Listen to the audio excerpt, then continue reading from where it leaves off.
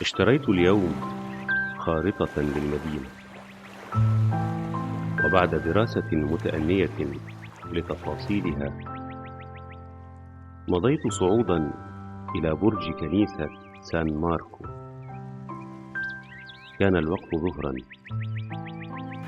والشمس تسطع سطوعا قويا يتيح لي أن أميز الأماكن القريبة والبعيدة من دون تلسكوب.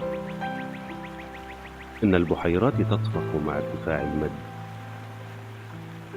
وحين توجهت بناظري في اتجاه الليدو، وهو لسان ضيق من البر ينتهي عند البحيرات، رأيت البحر لأول مرة.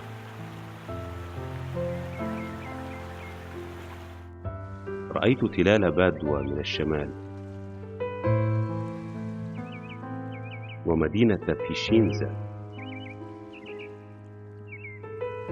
وسلسلة الألب من الغرب تكمل إطار الصورة المحيطة بالبندقية.